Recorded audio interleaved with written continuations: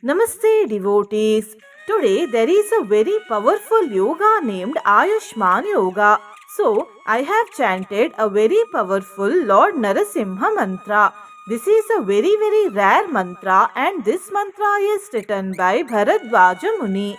By listening to this mantra today with faith and devotion for 108 times each in the morning and evening, negative energies will be destroyed, long lifespan will be obtained, all types of worldly fears will be destroyed, and all desires will be fulfilled.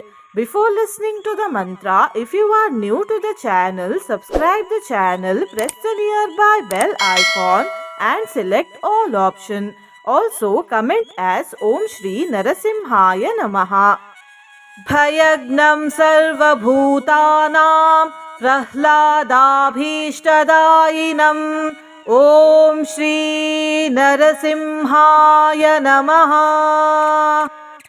भयग्नं सर्वभूतानां प्रह्लादाभीष्टदायिनम् ॐ श्री नरसिंहाय नमः। भयग्नं सर्वभूतानां प्रह्लादाभीष्टदायिनम् ॐ श्री नरसिंहाय नमः। भयग्नं सर्वभूतानां प्रह्लादाभीष्टदायिनम् ॐ श्री नरसिंहाय नमः।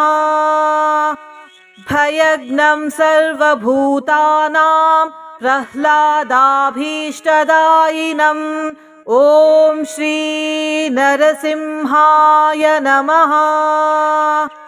भयग्नं सर्वभूतानां प्रह्लादाभीष्टदायिनम् ॐ श्री नरसिंहाय नमः। भयग्नं सर्वभूतानां प्रह्लादाभीष्टदायिनम् ॐ श्री नरसिंहाय नमः।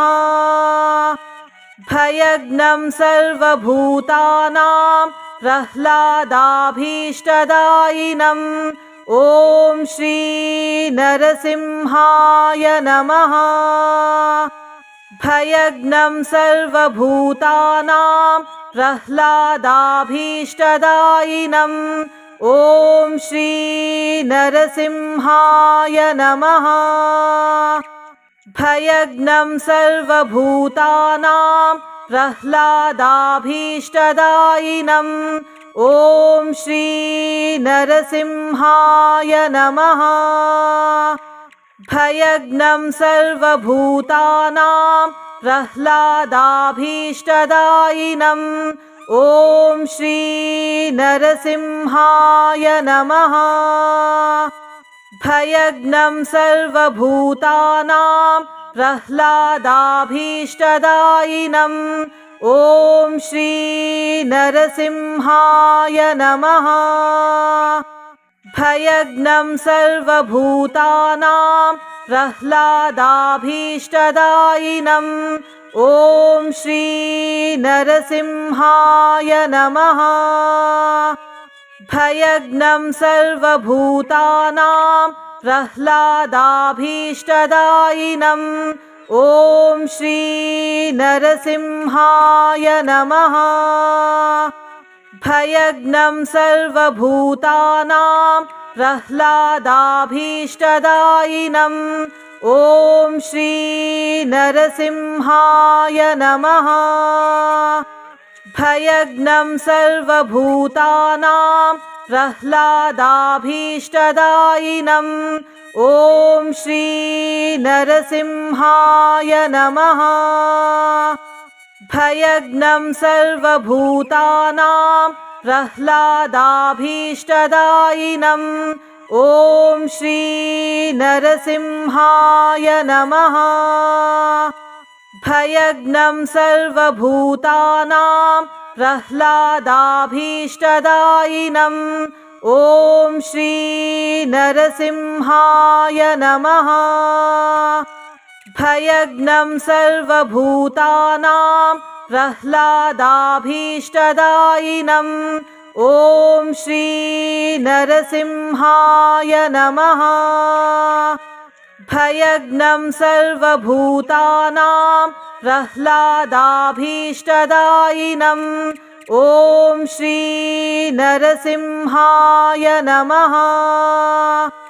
भयग्नं सर्वभूतानां प्रह्लादाभीष्टदायिनम् ॐ श्री नरसिंहाय नमः। भयग्नं सर्वभूतानां प्रह्लादाभीष्टदायिनम् ॐ श्री नरसिंहाय नमः। भयग्नं सर्वभूतानां प्रह्लादाभीष्टदायिनम् ॐ श्री नरसिंहाय नमः।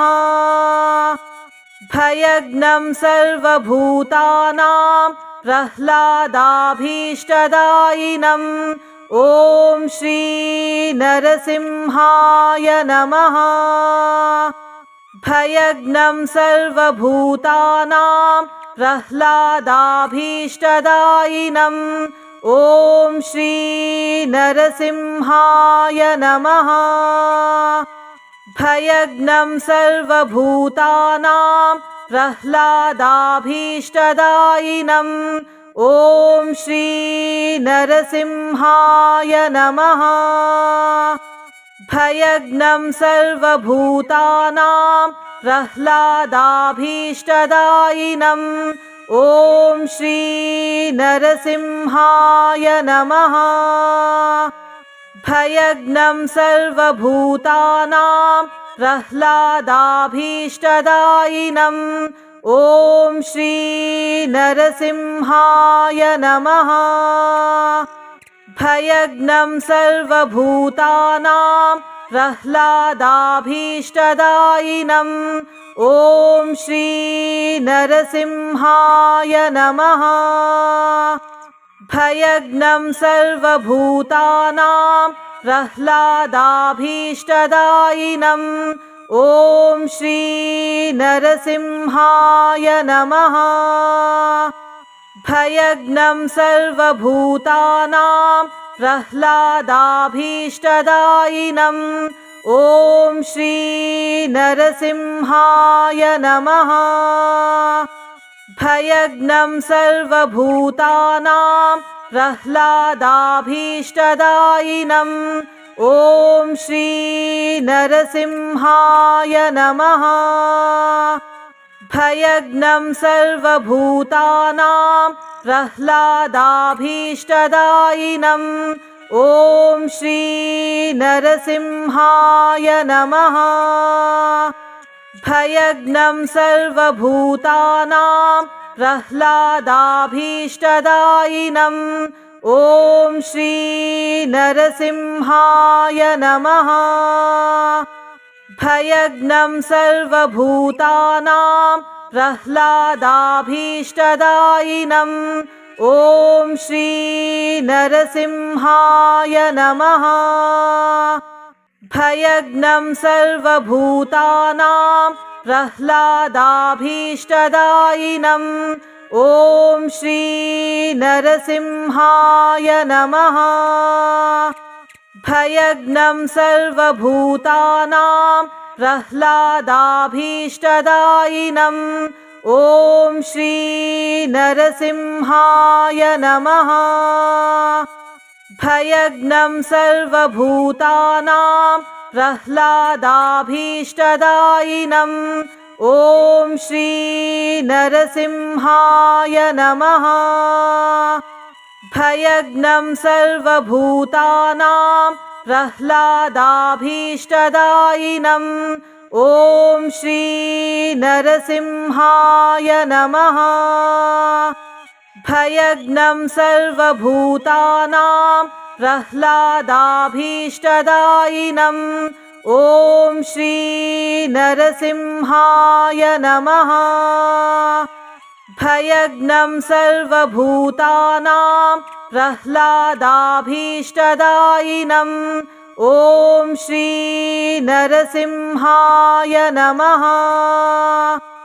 भयग्नं सर्वभूतानां प्रह्लादाभीष्टदायिनम् ॐ श्री नरसिंहाय नमः।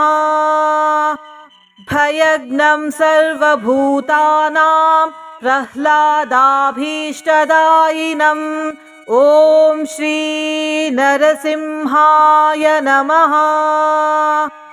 भयग्नं सर्वभूतानां प्रह्लादाभीष्टदायिनम् ॐ श्री नरसिंहाय नमः। भयग्नं सर्वभूतानां प्रह्लादाभीष्टदायिनम् ॐ श्री नरसिंहाय नमः। भयग्नं सर्वभूतानां प्रह्लादाभीष्टदायिनम् ॐ श्री नरसिंहाय नमः। भयग्नं सर्वभूतानां प्रह्लादाभीष्टदायिनम् ॐ श्री नरसिंहाय नमः। भयग्नं सर्वभूतानां प्रह्लादाभीष्टदायिनम् ॐ श्री नरसिंहाय नमः। भयग्नं सर्वभूतानां प्रह्लादाभीष्टदायिनम् ॐ श्री नरसिंहाय नमः। भयग्नं सर्वभूतानां प्रह्लादाभीष्टदायिनम् ॐ श्री नरसिंहाय नमः। भयग्नं सर्वभूतानां प्रह्लादाभीष्टदायिनम् ॐ श्री नरसिंहाय नमः। भयग्नं सर्वभूतानां प्रह्लादाभीष्टदायिनम् ॐ श्री नरसिंहाय नमः। भयग्नं सर्वभूतानां प्रह्लादाभीष्टदायिनम् ॐ श्री नरसिंहाय नमः। भयग्नं सर्वभूतानां प्रह्लादाभीष्टदायिनम् ॐ श्री नरसिंहाय नमः। भयग्नं सर्वभूतानां प्रह्लादाभीष्टदायिनम् ॐ श्री नरसिंहाय नमः। भयग्नं सर्वभूतानां प्रह्लादाभीष्टदायिनम् ॐ श्री नरसिंहाय नमः। भयग्नं सर्वभूतानां प्रह्लादाभीष्टदायिनम् ॐ श्री नरसिंहाय नमः। भयग्नं सर्वभूतानां प्रह्लादाभीष्टदायिनम् ॐ श्री नरसिंहाय नमः। भयग्नं सर्वभूतानां प्रह्लादाभीष्टदायिनम् ॐ श्री नरसिंहाय नमः।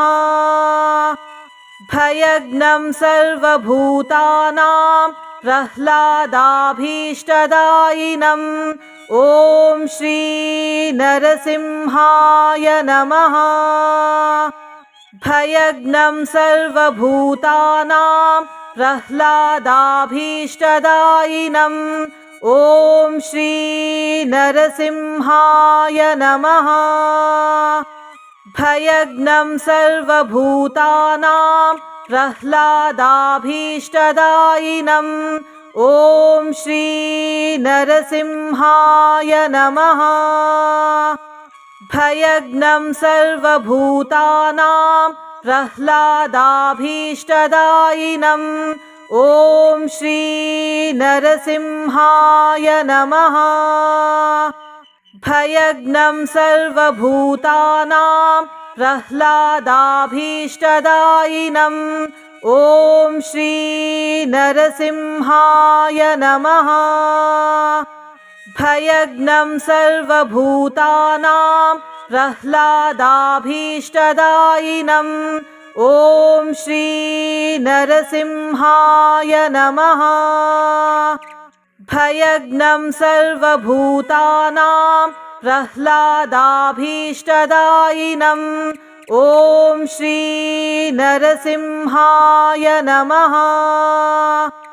भयग्नं सर्वभूतानां प्रह्लादाभीष्टदायिनम् ॐ श्री नरसिंहाय नमः। भयग्नं सर्वभूतानां प्रह्लादाभीष्टदायिनम् ॐ श्री नरसिंहाय नमः। भयग्नं सर्वभूतानां प्रह्लादाभीष्टदायिनम् ॐ श्री नरसिंहाय नमः। भयग्नं सर्वभूतानां प्रह्लादाभीष्टदायिनम् ॐ श्री नरसिंहाय नमः। भयग्नं सर्वभूतानां प्रह्लादाभीष्टदायिनम् ॐ श्री नरसिंहाय नमः। भयग्नं सर्वभूतानां प्रह्लादाभीष्टदायिनम् ॐ श्री नरसिंहाय नमः।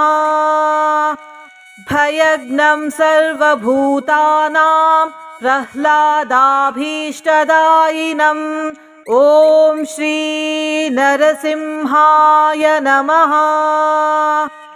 भयग्नं सर्वभूतानां प्रह्लादाभीष्टदायिनम् ॐ श्री नरसिंहाय नमः। भयग्नं सर्वभूतानां प्रह्लादाभीष्टदायिनम् ॐ श्री नरसिंहाय नमः। भयग्नं सर्वभूतानां प्रह्लादाभीष्टदायिनम् ॐ श्री नरसिंहाय नमः। भयग्नं सर्वभूतानां प्रह्लादाभीष्टदायिनम् ॐ श्री नरसिंहाय नमः। भयग्नं सर्वभूतानां प्रह्लादाभीष्टदायिनम् ॐ श्री नरसिंहाय नमः। भयग्नं सर्वभूतानां प्रह्लादाभीष्टदायिनम् ॐ श्री नरसिंहाय नमः। भयग्नं सर्वभूतानां प्रह्लादाभीष्टदायिनम् ॐ श्री नरसिंहाय नमः। भयग्नं सर्वभूतानां प्रह्लादाभीष्टदायिनम् ॐ श्री नरसिंहाय नमः। भयग्नं सर्वभूतानां प्रह्लादाभीष्टदायिनम् ॐ श्री नरसिंहाय नमः। भयग्नं सर्वभूतानां प्रह्लादाभीष्टदायिनम् ॐ श्री नरसिंहाय नमः। भयग्नं सर्वभूतानां प्रह्लादाभीष्टदायिनम् ॐ श्री नरसिंहाय नमः। भयग्नं सर्वभूतानां प्रह्लादाभीष्टदायिनम् ॐ श्री नरसिंहाय नमः। भयग्नं सर्वभूतानां प्रह्लादाभीष्टदायिनम् ॐ श्री नरसिंहाय नमः। भयग्नं सर्वभूतानां प्रह्लादाभीष्टदायिनं ॐ श्री नरसिंहाय नमः। भयग्नं सर्वभूतानां प्रह्लादाभीष्टदायिनं ॐ श्री नरसिंहाय नमः। भयग्नं सर्वभूतानां प्रह्लादाभीष्टदायिनं ॐ श्री नरसिंहाय नमः। भयग्नं सर्वभूतानां प्रह्लादाभीष्टदायिनं ॐ श्री नरसिंहाय नमः। भयग्नं सर्वभूतानां प्रह्लादाभीष्टदायिनं ॐ श्री नरसिंहाय नमः।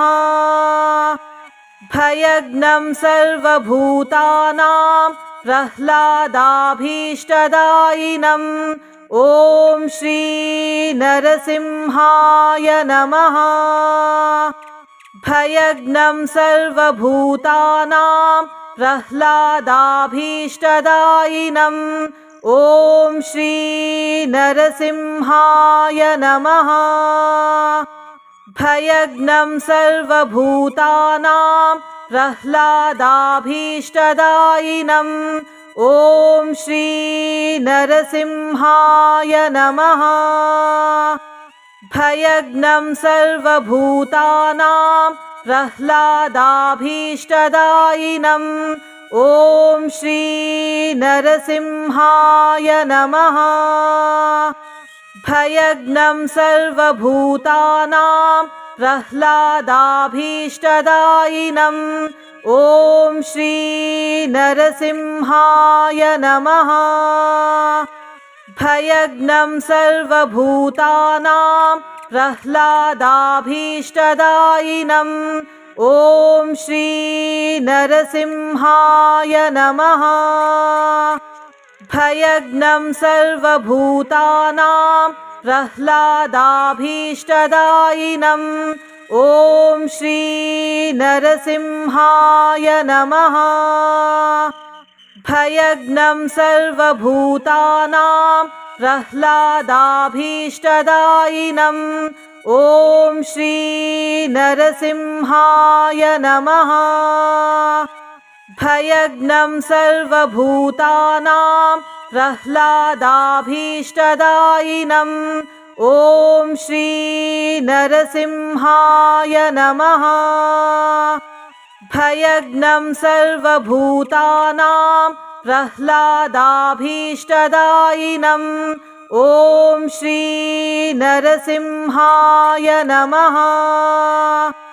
भयग्नं सर्वभूतानां प्रह्लादाभीष्टदायिनं ॐ श्री नरसिंहाय नमः। भयग्नं सर्वभूतानां प्रह्लादाभीष्टदायिनं ॐ श्री नरसिंहाय नमः। भयग्नं सर्वभूतानां प्रह्लादाभीष्टदायिनं ॐ श्री नरसिंहाय नमः। भयग्नं सर्वभूतानां प्रह्लादाभीष्टदायिनं ॐ श्री नरसिंहाय नमः। भयग्नं सर्वभूतानां प्रह्लादाभीष्टदायिनं ॐ श्री नरसिंहाय नमः। भयग्नं सर्वभूतानां प्रह्लादाभीष्टदायिनं ॐ श्री नरसिंहाय नमः। भयग्नं सर्वभूतानां प्रह्लादाभीष्टदायिनं ॐ श्री नरसिंहाय नमः।